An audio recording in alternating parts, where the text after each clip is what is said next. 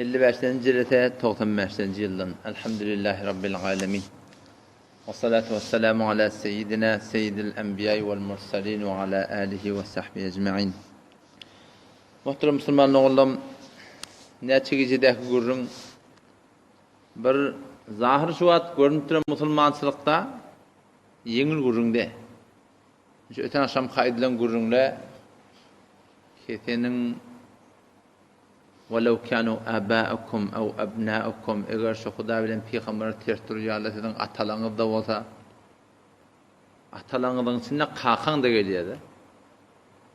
Dayın, daşteveren, doğullunma oğlunşunma ya tayfan şulan hemmeti Huda bilen Peygamber tertürse Allah Tebarek ve Teala imanlı adamlan hakkı yok şöyle bilen şolan aytyan uğurdaş bolyan tertib bilen yürümeklige, gitmeklige, gelmeklige deyip Allah Tebarek ve Teala'sın jort ketik hevren şu bizim öz görünüp duran musulmançılığımızda hevren ağır görülüyor. Şeyle bir dap bolacak. Gurumuz ihlasın üstüne, ihlasda sen hemme zatda ihlas olmalı. Camaada sen muhtelif insanlar bilen berhurda etiyardın. Şulan hemmesini neden Allah Teala'nın radiyalığını kastedip dünya şun ilir tutuk gelmeli. Kadim Türkmen'de şun naklet çıkarttır dedik. Ne deyiptir Türkmen? Gevun gören cennet görmer deyiptir. Sadece görün şu. Gevun gören cennet görmer, yani gevun görmek kavdat da yok. Ola kamır siylıq, hormat, gevun görmektir. Allah Tebarek ve Teala'nın söyleyen da adı. Emma Allah Tebarek ve Teala'nın şeriatına, Peygamberinin sünnetin ters tuttuğa hiç kim gevunu görmeler deyipti Allah Teala. Nisada Sure-i Mumtahane şun avvalki ayetlerinin inekliğine bir sebebi nuzul var. Önce hemen ayet okuyup vereyim. Allah Tebarek ve Teala sada imanlı adamlardan takaza ediptir. Ki menin düşmanımı, ö düşmanını dost tutsunma. Bana düşman olup verirler var. Men dinime, menin şeriatıma, men peygamberime ters olup verirler var. Şolar dost tutsunma. Şolar men de düşmanım, sizin de düşmanınız imanlı adamlar.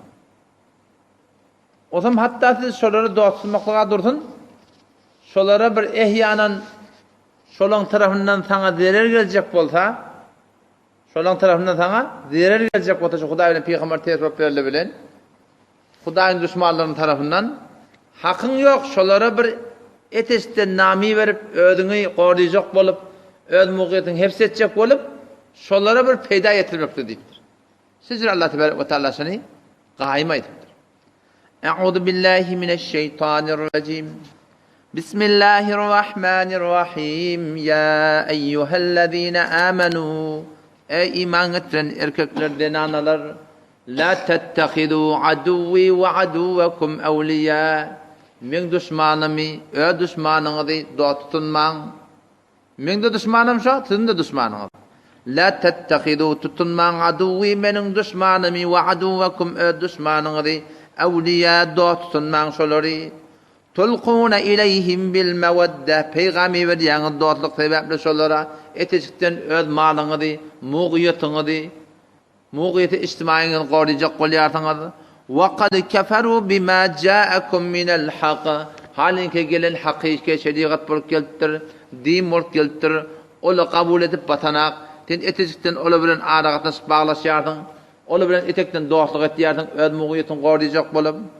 يُخْرِجُونَ الرَّسُولَ وَإِيَّاكُمْ Peygamber'de şolar Mekke'den çıkardılar, ve siz de şolar Mekke'den çıkardılar. اَنْ تُؤْمِنُوا بِاللّٰهِ رَبِّكُمْ Sizin günahın nemedi ki siz Mekke'den kavdular. Sizin günahın nemedi diye. En tu'minu billahi rabbikum ki öz Hudayın da iman getirdin derekli. Öz Hudayın da veren borcak kulunluğun derekli. Şunun için siz Mekke'den çıkardılar. İn kuntum harajtum cihaden fi sebili eğer siz çıktınız beni Allah'ın yoluna ve bitiga merzati beni Allah'ın radilığını talep edip siz benim yoluma çıktınız cihada karşı, tebliğe karşı.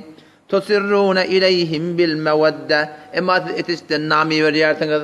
Arağatınız bağlaşıyorsunuz. Benim düşmanlarım bilen öz muğiyetini koruyacak olup. Ve ana a'lemu bima akhfaytum min Allah beter alim bilyar. sizin batıryan dağıtlanız. Ve ma a'lentum sizin aşkar ettiyen dağıtlanız. Ve men yef'alhu minkum her bir adami kesillerden şeyse yani menin düşmanlarım bilen, ö düşmanlarını bilen yani dinin düşmanları bilen eteçikten aragatına bağlasa öz muğit içtimayin hepsetecek olup faqad zalla sawa'as sabil o kattan doğru yoldan adaşan adam lan tenfa'ukum arhamukum nemşin şey diyarsan Allah Teala oğlunu şonu oracak qolyatыңыз malını oracak qolyatыңыз sen şu dünyanın gayret diyarsan emma bizden qoracak qolturanlardan qorimali qotan qorimali bula sana ise peyda vermer diye lan tenfa'ukum arhamukum her yetide peyda vermer sizin doğan kardeşliğiniz ve la evladukum oğlunuz oğlunuz nerede peyda vertu ki yok yevmel kıyame kıyametun neysur peyda vermer yafsilu beynekum Allah feyselet yasin aranızda vallahu bima ta'malun basir Allah Teala sizin edip durun işini görüptü gurun ştada yani Huda bilen peygamber tertip bilen ehyanen bir muğiyet peş gelse öz muğiyeti içtimaiyin hepsetecek olup qoruyacak olup şolardan etekten neden etecikten ne sen şola bilen marahim aragatlaşıp bağlap şuna hakkın yok deyip durur qatın inni onun toylarına qoşuşmoqluk şarap harilerine qoşuşmoqluk qıcak tutarına qoşuşmoqluk ola dursun etecikten ne şuna da hakkın yok deyip Allah Teala niştada şey ayet sahabalara iniptir Allah Tebarek ve Teala da bideşi sahabaların imanını meyar ediptir. Fe in amenu bimisli ma amantum eğer iman getirseler iman insanlar sizin iman getirsinler ey sahabalar şulan kıyalak iman getirseniz faqad ihtedev siz doğru yol taptınız diye Allah Teala. Yani şu an camamda görüyen de ben namaz okuyan kim diyor. Ödünür orgu tutup durur namaz okumaklık anır başlayacağız Allah. Men falan etiyen men garibi gözleyen kim? Men falan iş ettiyen kim? Men beydema kim? Meğer men ne etiyen diye da? Meğer men ne etiyen diye? Sen meyarın kim sen? Sen olgun kim? Allah Tebarek ve Teala Kur'an'da bir de iki tane olgu marif ediptir. Bir Peygamber Huda Aleyhisselam. Kim Peygamberin derecesine varpılacak ki hiç vaktada. Şonda size behterin olgu var ediptir. Burada sahabalar.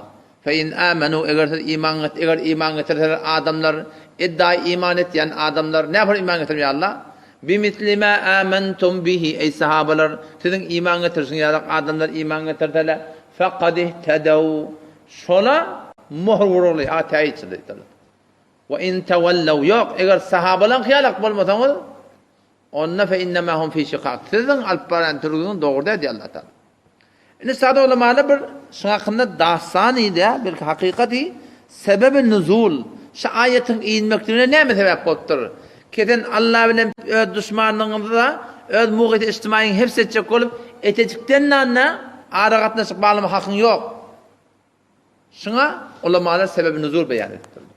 Hatib bin Ebi Belta'a radıyallahu anhu bir Cengi Bedir'de şirket eden sahabalan biri. Sahabalar ki Cengi Bedir'de şirket ettiler. Peygamber Huda Aleyhisselam'ın dilinden Allah Teala elam ediptir. İ'melu ma şi'tum kad gafarallahu lekum. Neymiş etçekon ediverin Allah'ı bağışlat deyiptir. Sonra evvelki ceng 301 zat nefer, 1001 zat neferine unne her kimin işi de nefere adı 3 nefer oluyor. Şu cengde Allah Teala'dan eden reşadatından, fedakarlarından şu kadar hoş oluptur.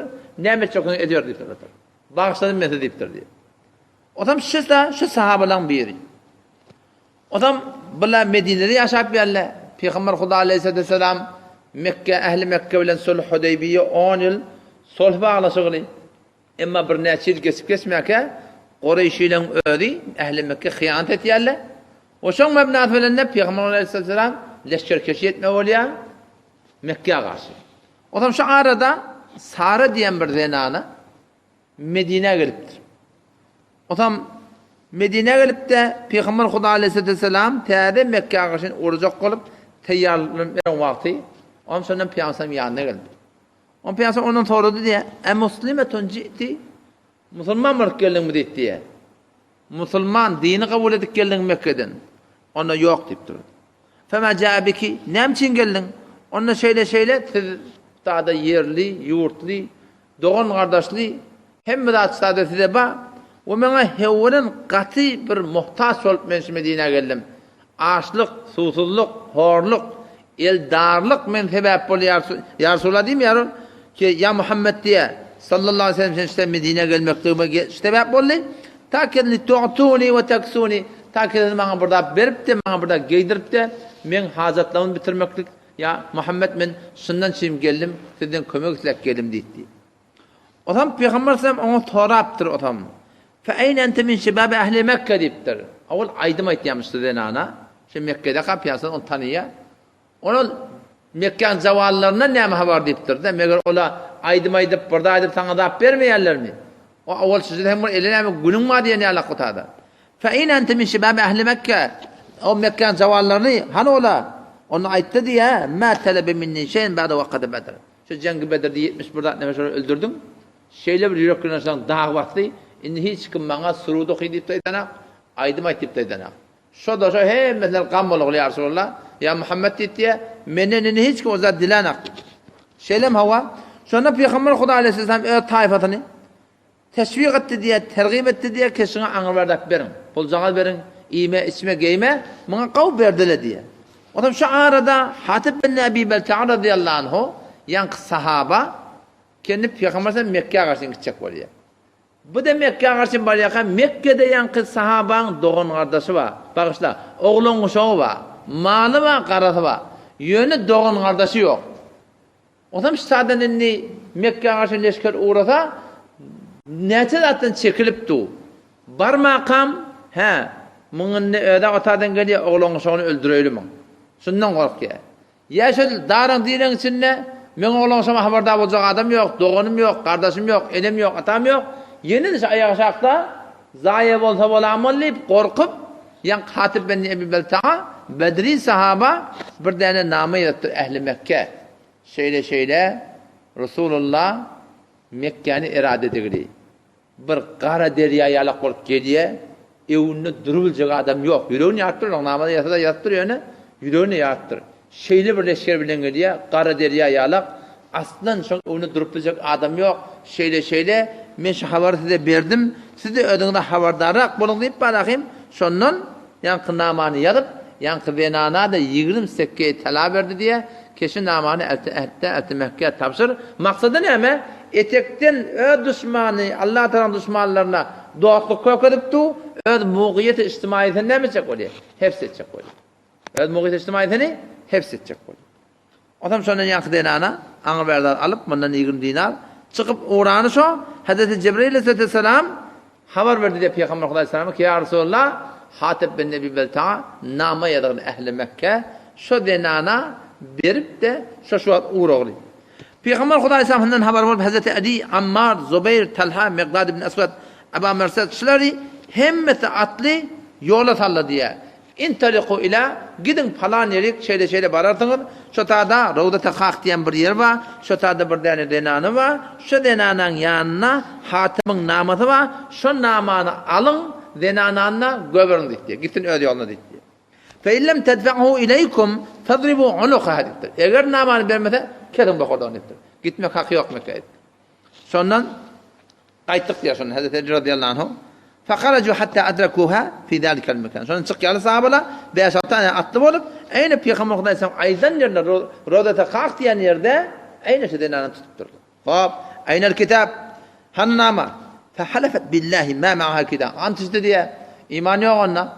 Antiste diye vallahi yanıma namam yok, hisadım yok. Sonra ne yankın yük mal garasını diye yani nekdatlarını dökmeyen durdular. Ağıtırtın dörettiler.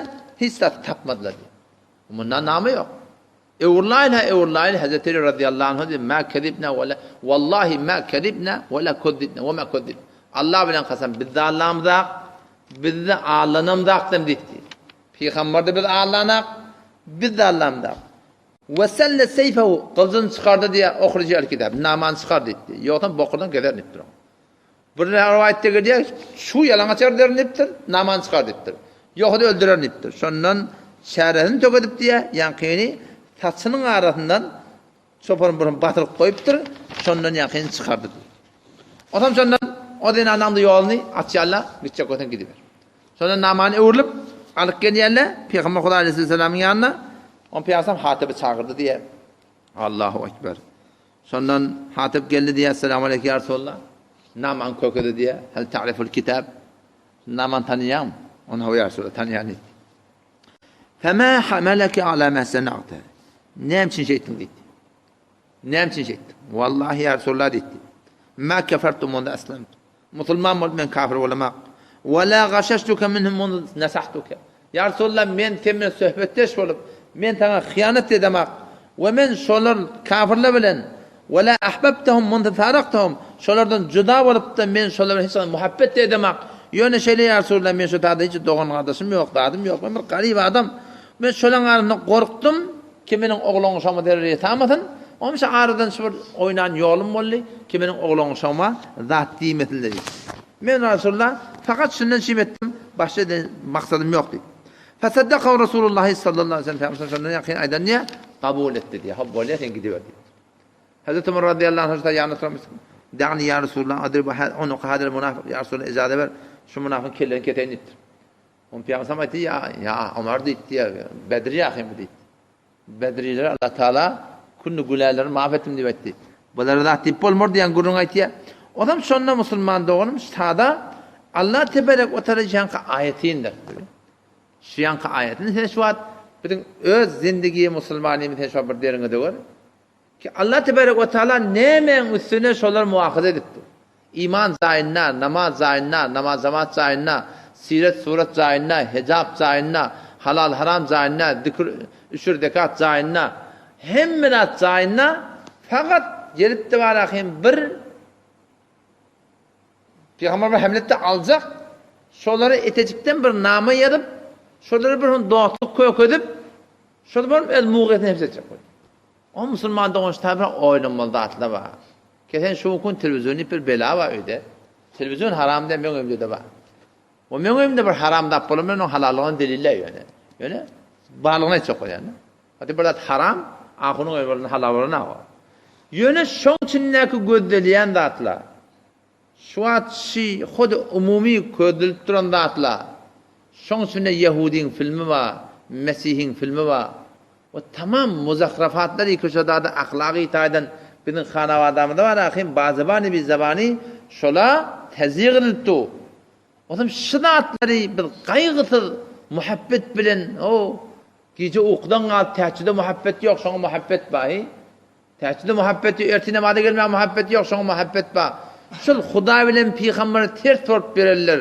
Şöyle bilen muhabbet edip kavvurup şöyle kavvuruş şöyle bilen şıparım bir Kur'an başına hay yaplanıp biliyor musun? Tehdavet vallahi bima ta'maluna basir. Allah görüp da. Şidatlar Allah'tan tüyen da. Tehdavet Allah Teala onları nimet tutup durdu yani. Onları Allah Teala işte böyle namı yaptır hem de zaynha. Ama biz şu kun öz Müslüman sıramızda bizde hiç korku yok. Mamada mensup olup Allah narada olamam. Hiç münafık diyorlar Medine'de var mı? Şu Türk mezarında yok derdir şey. Mamada mensup olamam inşallah Teala yani men münafık olamam inşallah deyip bizde kaygı yok. Ne mi deyip? Çünkü Müslümançılık bir de şu form öğretiptir la. Bir de ulan Müslümançılık ne mi? Oğul öğden olsam bunu halk işim olmadı. 5 saat namazı koysam bolur. Boldu mu? Boldu da başa. Ağır başı yeten. Arada bir Hudaý minnet hiç tak gitti. Ota gurneş bol qoylan hususi. Ona şu Allah tatilden men yanına vardım diye. Hava vallahi nimet diyen. Onda ben saf olmana geldim. Saf olmana geldim. Beter gavut. Nimet diyen onu 5 saat namazı okuyan niptir. Kur'an okuyan boldu da boldu dersinden gatire ke. Ağır baş saftan niptir. Indi şuna bir şeyle okuyat kellehne baba. Beyle de Allah Teala Sure vel Asr'da qasam çiptir. İnnel insane lefi husr. Hem insanlar betbakt biçare illellezine iman etip amel etmeli. Ve tevasav bil hak ve tevasav bis sabr. Şeriatı cama dini diyen zahmet çekmeli. Allah Teala aydıptır hat öğlen oğlum bolmaya. Yok dedi. Bana şey diyor şu takdir diye. Ne diyor diye 5 namaz okuyan bollah Kur'an okuyan sen ne anında tavsiye yok deyip duran. Sondan anında tavsiye yok deyip dur. Hem peygamber ben adı diyor onda peygambere aleyhissalatu vesselam. Oğlum şıratla var ya bizi şişiriptir ya. O bat koneki var ya. Şiş var ya. Üneç kurun güppe yarıp betiyor. Bizi şıpırım tem Müslüman. Bazı Müslümanlığında gurun yok. Mü'min olmalı. Mü'min diyenler kim? Günah bilen yaşamalı. Günah etmeyen adam mı ne mi? Günah her kim etiyor ki? Yönü günah bilen yaşamalı. Devam etmeli şey. Mü'minin sıfatı şey. Günah etti mi? İyiydi yani uğurlayan Müslümanlığı. Onun için sahabalar Allah Teala örgü edip marifet ediptir. Bir de şun hakkında evvel ahir din beter anlatacak zat. Yönetim boynalan adam var. Boynalan var ya şundan anlatacak. Anır baş anlatacak. Yönüşen boynalmantın şıkıyın bolýar. Yan arada geçdi bilýän. Näçe taqat da diýemler. Näçe taqat diýemler. Gaýrym var şeýle bilen. Asgylmyz gaçýa. Ular başymyza aýlanýar. Eger emma gawşama diýen zat ýok ki iýmeli. Eger ýüregi bara bir jarakka da uranakda iýtem boljak diýip. Çaýyn nemeni, agryma çaýyn nemeni kelläň gelýärmi? Evet gelmeýär. Näme diýip? Şonky boýnap dursa. Şu wagtda siz jamaanyň baglanýa şeýle hem müşkilatlar zatlar eger İslam için berdaş etmek olsak, eger şun boýnasan bara, boýnasan antatjak da. Halk her näme diýsin bilene? Halkdan bir näme peýda bar? Halkdan bir näme der? Halk maňa taň berjek näme? Birden aýal berjekler. Onda pul berjekler. Vesselam. Başka çeşitleri yok. Ne sen can tağlan son golünde, ne töküldün son golünde, ne algın bir yerde, ne bergin bir yerde, ne meridin sefer bir yerde, ne dilin aşağı çeşme koyarlar, ne gözün şortu koyarlar, ne sen peçok dersin tayrayarlar, ne sen kalbin vurduruyarlar, ne sen giyeceğin getiriyarlar, ne sen günlüğün getiriyarlar, ne sen ekinin pişiriyarlar, ne sen ekinin göğürtüyarlar, ne de sen yağın yağdırıyarlar. Hey, zaten hiç kim öyle de. Hem de şu Allah'ın eline, birini şol zat-ı mukaddesten el çekip, mesela halkatta kamatın, halk peydiyamatın, halıkın mukabılına, şimdi ancak halk. İyinin mukabılına şol ba'azemet dini kenara koymaklık bana Müslümanlıkın, şundan anırbaşta ulakon zulüm yok. Yani. Şundan anırbaşta ulakon şirki bi Huda yok. Şirki bi Huda diyerler botperesti der. Şirki bi Huda diyerler şirkeden Huda Teala'nın hukumunun mukabılına, mahlukun hukukuna vara botan, şundan anırda şirki yok. Sen dine vara bolmalıyıp tuğa, sen marahım ay iyile vara bolmalıyıp şirki bi Huda da, tevhid diyerler ne muhadihin? Tevhid anaske ora yegane dani, ama tevhid hayri anaske ora yegane başı. Kullu vücudun Huda'ya vara bolmalıyıp. Allah temizden tevfik versin. Vesselamu aleyküm ve rahmetullahi ve berekatuhu.